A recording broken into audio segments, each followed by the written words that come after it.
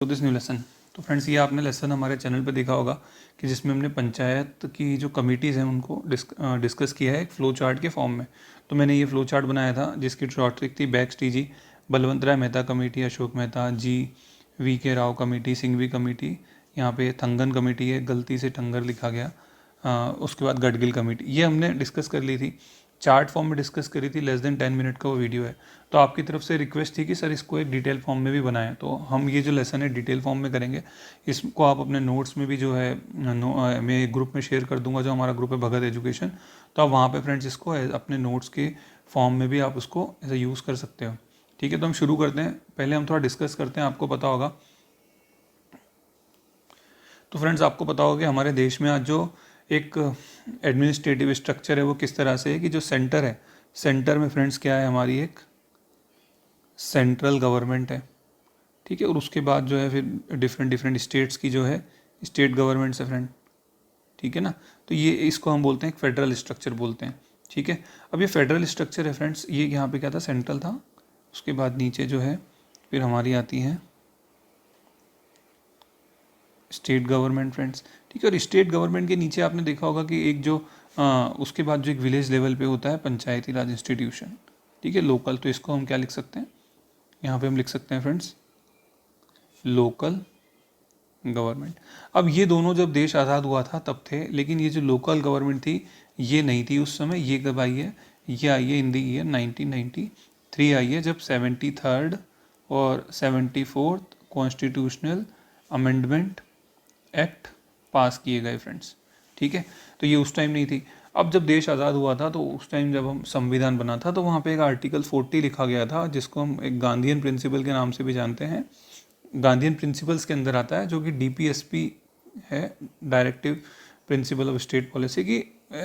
मतलब स्टेट को ऐसा करना चाहिए कि जैसे ये सेंट्रल गवर्नमेंट है, स्टेट गवर्नमेंट है, वैसे ही लोकल गवर्नमेंट। अब सेंट्रल गवर्नमेंट पे क्या होता है कि जैसे सेंट्रल गवर्नमेंट प्राइम मिनिस्टर साहब हैं, तो वो डिसीजन लेते हैं कि हमारे इंटरनेशनल रिलेशंस कैसे होंगे, टैक्स स्ट्रक्चर कैसा होगा सेंट्रल स्टेट। ठीक है, लेकिन ऐसा नहीं है कि सिर्फ सेंट्रल पे भी है, स्टेट गवर्नमेंट में भी तो है। कि जैसे मान के चलो हमारी स्टेट मध्य प्रदेश है, मध्य प्रदेश में क्या कुछ कैसा इन्वेस्टमेंट आएगा। अब तो इन्वेस्टर सबमिट होते हैं मध्य प्रदेश में, कुछ टैक्सेस हैं जो स्टेट गवर्नमेंट लगाती है।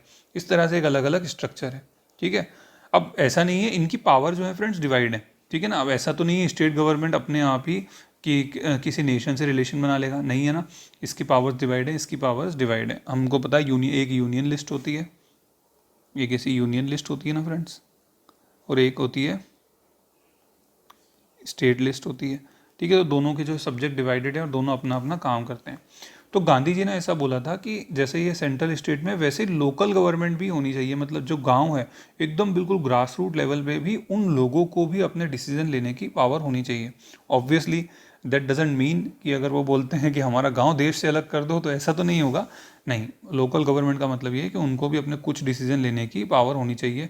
फॉर एग्जाम्पल जैसे उनके जो डेवलपमेंट प्रोजेक्ट्स हैं फ्रेंड, ठीक है, अगर उनके कोई डेवलपमेंट प्रोजेक्ट हैं तो वो उनको खुद ऐसे कर लें। कुछ उनको टैक्सेशन की पावर भी हो। ठीक है, कुछ उनको टैक्सेशंस की पावर भी हो। उसके अलावा धीरे और थोड़ा वो जो डेवलपमेंट वर्क है वो कर सकें। और मैं फिर कहूँगा, इसका ये मतलब नहीं है कि वो रिजर्वेशन पे भी रूल बना दें।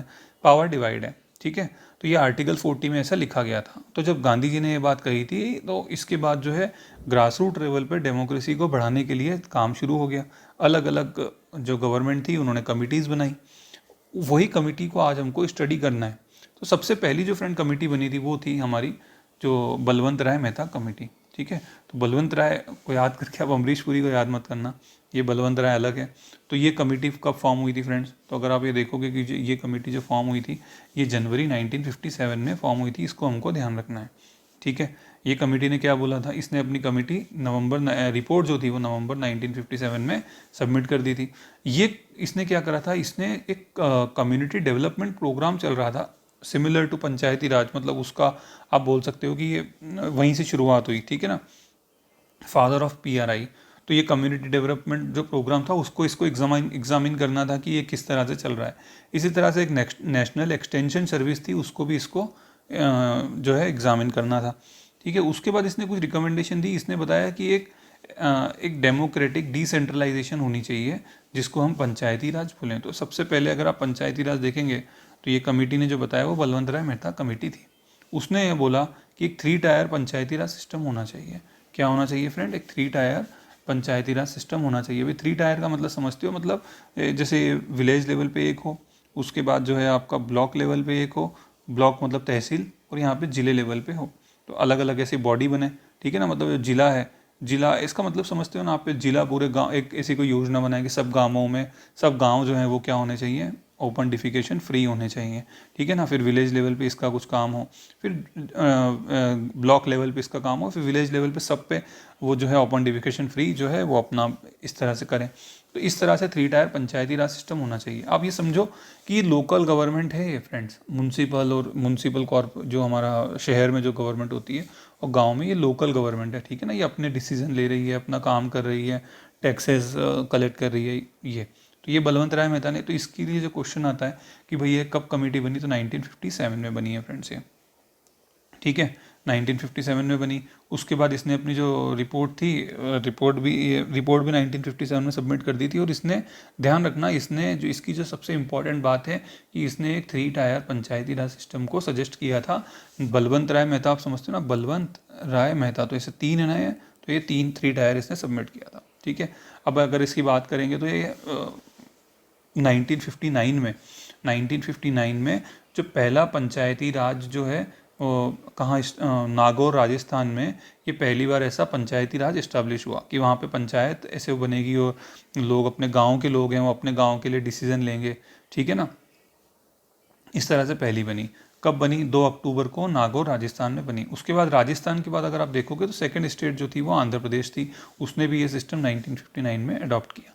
लेकिन ये ध्यान रखना, आप कहोगे कि सर 1993 में बनी थी, नहीं, 1993 में उसको कॉन्स्टिट्यूशनल स्टेटस दिया गया।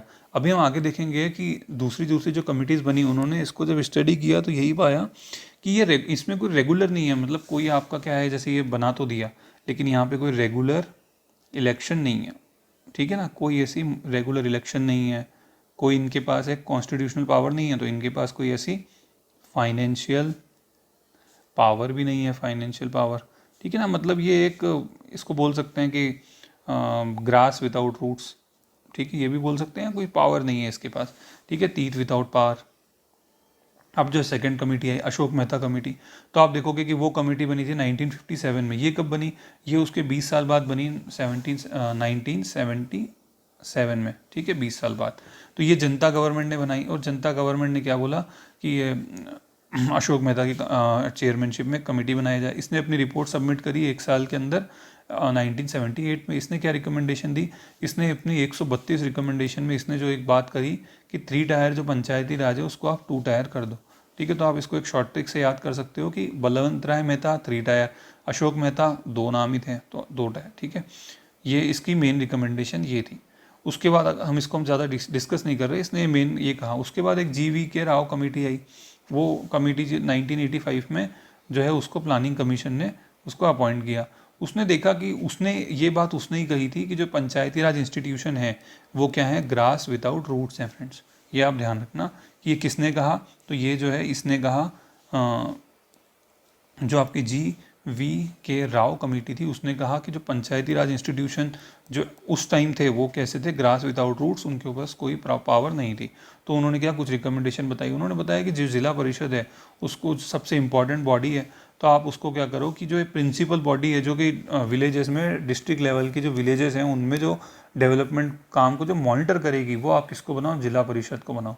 ऐसा नहीं कि स्टेट गवर्नमेंट को बनाओ, जिला परिषद को बनाओ, ठीक है ना। जितना ज़्यादा डिसेंट्रलाइजेशन हो सकता है आप करो। उसमें फिर उन्होंने क्या कहा कि जो डिस्ट्रिक्ट है और लोअर लेवल्स हैं पंचायती राज सिस्टम के, उनको आप स्पेसिफिक प्लानिंग उनको असाइन करो एक स्पेसिफिक प्लानिंग के तहत।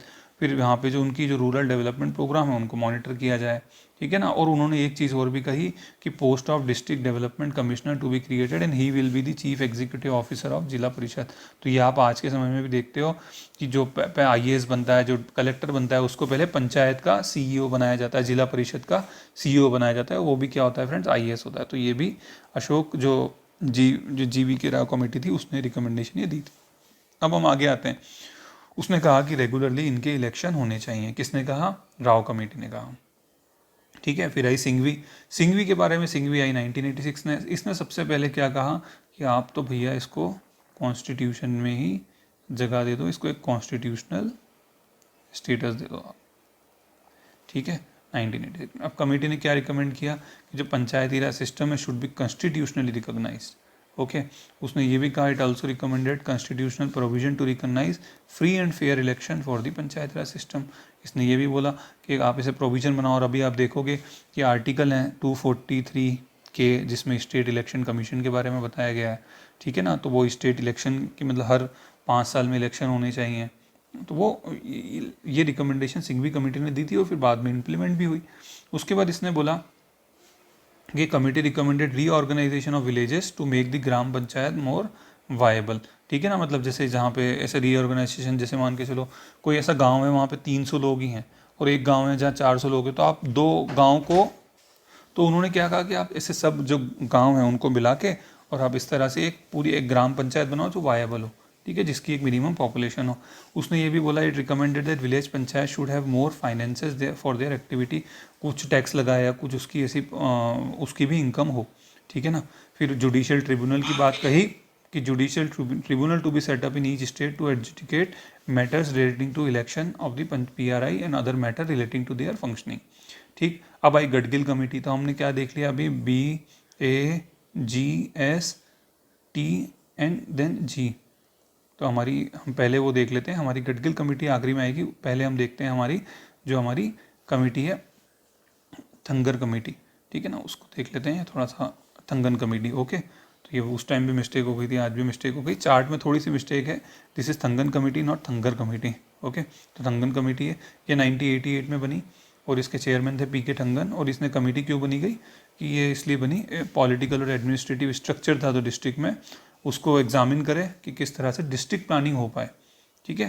तो इसकी क्या क्या रिकमेंडेशन थी जो बात गडगिल ने कही थी वो इसने भी कही कि कॉन्स्टिट्यूशनली रिकॉग्नाइज्ड होना चाहिए, 3 टायर पंचायती राज सिस्टम होना चाहिए, जिला परिषद को पंचायती राज सिस्टम का एक पूरा मतलब उसको मॉनिटर करना चाहिए जो प्लानिंग हो रही है वहाँ पे। It should act as a planning and development agency in district, okay. Maximum period of supersession of the body should be 6 month, मतलब 5 साल का टर्म है तो 6 महीने से ऐसा नहीं कि 6 महीने हो गए और उससे ज़्यादा नहीं टाइम होना चाहिए कि इलेक्शन ना हो, ठीक है। Planning and coordination committee should be setup at the state level under chairmanship of minister for planning, ठीक है। फिर जिला परिषद के जो प्रेसिडेंट्स ऑफ जिला परिषद शुड बी इट्स मेंबर। तो आप देख रहे हो कि एक प्लानिंग एंड कोऑर्डिनेशन कमेटी की बात कही गई स्टेट लेवल पे, और उसके अंदर मेंबर कौन होंगे, जो जिला परिषद जितने भी जिले हैं। जैसे अगर मध्य प्रदेश का एग्जांपल लो तो मध्य प्रदेश में 55 डिस्ट्रिक्ट्स हैं, तो वहाँ पे जितने भी जिला परिषद हैं उन सबके मेंबर्स उसमें स्टेट कमेटी में होंगे। मतलब आप देखो कितना अच्छा स्ट्रक्चर हो गया है कि जिला जो है वो मॉनिटर कर रहा है जितने भी विलेजेस हैं उनकी प्लानिंग को, फिर सब जिले के जो मेंबर है वहाँ स्टेट पर बैठे हुए हैं। मतलब एक जो जिसको हम बोलते हैं ना टॉप डाउन अप्रोच नहीं है, बॉटम से नीचे। और उसने ये भी कहा कि एक डिटेल लिस्ट होनी चाहिए पंचायती राज सब्जेक्ट्स जिस पे पंचायती राज काम कर सके। अब ये भी कितना बढ़िया प्रोविजन था कि जैसे हम देखते हैं स्टेट लिस्ट है, यूनियन लिस्ट है, ऐसे ही उन्होंने कहा कि पंचायती लिस्ट भी होनी चाहिए। और आप देखोगे कि जो 11 शेड्यूल आया, 12 शेड्यूल आया, उसमें ये चीज़ थी भी सही। सबसे बढ़िया बात जो टंगन कमेटी ने कही थी वो कही थी रिजर्वेशन की बात, कि जितने भी 3 टायर हैं उन सब में क्या होना चाहिए, on the basis of population उन सब में क्या होना चाहिए फ्रेंड्स, रिजर्वेशन होना चाहिए। तो रिजर्वेशन की सबसे पहली बात किसने कही थी, टंगन कमेटी ने ही कही थी, ओके। फिर इसने कहा था कि वोमेन के लिए भी रिजर्वेशन होना चाहिए। स्टेट फाइनेंस कमीशन की बात कही थी टंगन कमेटी ने, ठीक है ना, कि हर स्टेट में स्टेट फाइनेंस कमीशन होना चाहिए। और आप देखोगे कि आर्टिकल 243I जो है फ्रेंड्स, मैं लिख देता हूँ यहाँ पे 243I, वो स्टेट फाइनेंस कमीशन से ही रिलेटेड है, ठीक है ना। तो आप देखना एक आर्टिकल और है जो स्टेट फाइनेंस कमीशन से रिलेटेड है, वो आप बताना, क्योंकि ये तो पंचायत इसमें 73rd अमेंडमेंट में लिखी हुई है। म्यूनसिपल के लिए भी एक सेम स्टेट फाइनेंस कमीशन है, लेकिन वो कौन सा आर्टिकल है वो आप कमेंट्स में बताइएगा। डिस्ट्रिक्ट कलेक्टर है उसको जो है चीफ एग्जीक्यूटिव ऑफिसर बताया गया कि वो जिला परिषद का होना चाहिए, ठीक है ना। तो अगर हम इसकी देखेंगे टंगन कमेटी की, अगर हम मेन बातें देखें तो इसका क्या है, इसने भी कॉन्स्टिट्यूशन की बात कही, इसने रिजर्वेशन की बात कही, ठीक है, इसने सब्जेक्ट्स की बात कही, और इसने स्टेट फाइनेंस कमीशन की बात की। अब हम जो आएंगे, हमारा जो आखिरी कमेटी थी वो थी हमारी गडगिल कमेटी, उसके बारे में हम देखेंगे। अब गडगिल कमेटी ये टंगन कमेटी के बाद गडगिल कमेटी आई, इसके चेयरमैन थे VN गडगिल। अगर आप इनके बारे में कुछ कमेंट्स में बता पाएंगे तो बहुत अच्छा होगा, ठीक है ना, दूसरों का भी बेनिफिट हो जाएगा। अब ये किस लिए बनी कि भाई पंचायत राज इंस्टीट्यूशन किस तरह से इफेक्टिवली काम करें। इन्होंने क्या कहा, इन्होंने कहा कि कॉन्स्टिट्यूशनल स्टेटस दे दिया जाए, 3 टायर पंचायती राज की बात कही, और जो टर्म बताया कि 5 साल का टर्म होना चाहिए, और जो आगे आपकी तंगन कमेटी ने कहा ही था कि 6 महीने से ज़्यादा जो है उसका सुपरसीड नहीं करना चाहिए, 6 महीने में इलेक्शन होना चाहिए, ठीक है। और जो तीनों हैं, तीनों लेवल के जो हैं, मतलब विलेज लेवल, ब्लॉक लेवल और पंचायत लेवल, तीनों का इलेक्शन, तीनों डायरेक्टली इलेक्टेड होने चाहिए। तो आप देखते हो ऐसा ही होता है, अगर आपने कभी पंचायत चुनाव देखा है तो कितने कितने, मतलब जो एक बंदा होता है वो 4 वोट डालता है, ठीक है ना, 4 वोट अलग अलग डालता है, ठीक है ना, चेयरमैन के लिए, पंचायत सचिव, वार्ड मेंबर, और फिर जिला लेवल, जनपद लेवल, इसके लिए। उसने बोला कि जो ये सोशियो इकोनॉमिक डेवलपमेंट हो रहा है वहाँ पे, उसकी जो रिस्पॉन्सिबिलिटी किसकी रहेगी, पंचायत राज इंस्टीट्यूशन की रहेगी। उसने ये भी बोला कि SC ST और वुमेन तीनों को रिजर्वेशन मिलना चाहिए। मतलब रिजर्वेशन की जो डिटेल बात कही वो गडगिल ने कही। लेकिन अगर ऐसा आता है कि कौन सी कमेटी ने सबसे पहले बात करी रिजर्वेशन की, तो आंसर वुड भी थंगन कमेटी। अगर दोनों ऑप्शन है तो बोथ थंगन एंड गडगिल, ठीक है ना। उसके बाद उन्होंने कहा कि उसके टैक्स इम्पोज करने की पावर होनी चाहिए। फिर स्टेट फाइनेंस कमीशन की बात कही, तो ये मैंने आर्टिकल के बारे में बात की थी, 243I और 243Y, ये दोनों आर्टिकल हैं जिसमें स्टेट फाइनेंस कमीशन की बात है फ्रेंड्स। इसी तरह से एक स्टेट इलेक्शन कमीशन भी होनी चाहिए, जो कि अब कॉन्स्टिट्यूशन में आ गई है जब अमेंडमेंट आया। कौन से आर्टिकल हैं, 243K एंड 243Z है। दो इसलिए हैं कि एक में पंचायत के बारे में लिखा हुआ है और एक में म्यूनसिपल जो बॉडीज़ हैं, जो नगर में होती हैं, टाउन में होती हैं, उनके बारे में कहा गया है, ठीक है फ्रेंड्स। तो ये हमारा हो गया। एक बार अगर हम फटाफट रिवाइज करें तो मैं आपको फटाफट ऐसा रिवाइज करवा देता हूँ, ठीक है। तो हमारी जो कमेटी थी, हमारी कमेटी में कौन कौन सी थी फ्रेंड्स, हमने पहले देखा, हमने कि आर्टिकल हमारा एक 40 है, हमने DPSP की बात करी। फिर हमने बताया कि बैक्स TG नाम की कमेटीज़ हैं, ठीक है। बलवंत राय मेहता कमेटी है, बलवंत राय मेहता कमेटी है, और इसने जो बोला है कि 3 टायर पंचायती राज सिस्टम होना चाहिए, ठीक है। ये कब बनी थी, ये 1957 में बनी थी फ्रेंड्स। फिर उसके बाद आई अशोक मेहता कमेटी फ्रेंड्स।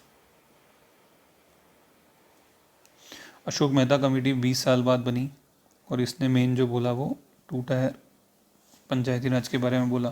फिर आई जो आपकी GV राव कमेटी, ठीक है ना। उसके बाद आई आपकी सिंघवी कमेटी आई फ्रेंड्स। सिंघवी कमेटी ने सबसे पहले कॉन्स्टिट्यूशनल स्टेटस की बात कही। फिर आपके आए थंगन कमेटी ने रिजर्वेशन की बात करी, ठीक है ना। और फिर आपकी जो लास्ट में एक कमेटी आई वो थी गडगिल कमेटी, और गडगिल कमेटी ने भी रिजर्वेशन की बात की, और इसने क्या कहा कि SC ST वुमेन सबको तीनों लेवल पे जो है रिजर्वेशन मिलना चाहिए। फिर उनके पास फाइनेंशियल पावर होनी चाहिए। तो ये इस तरह से कहा। तो ये जो मैंने आपको लेसन पढ़ाया है फ्रेंड्स, आप ये नोट्स को 2-3 बार, ये अब लेक्चर देख लो। प्रीलिम्स के लिए जो ऑब्जेक्टिव एग्जाम है उनके लिए तो वो चार्ट भी, जो हमने चार्ट वाला वीडियो बनाया वो भी बहुत हेल्पफुल है। बट आप मेंस में लिखना चाहो तो मैं ये नोट्स शेयर कर दूंगा। अभी ये वीडियो पोस्ट होगी तो साथ में ही हम ग्रुप में शेयर कर देंगे, तो आप वहाँ से भी इसको यूज़ कर सकते हो। चैनल का नाम है भगत एजुकेशन, डिस्क्रिप्शन में भी उसकी टेलीग्राम की लिंक है friends. Okay friends, thank you so much. आप प्लीज़ इसी तरह से सजेस्ट कीजिएगा आगे कि आपको और कौन से लेसन चाहिए। Okay, thank you so much.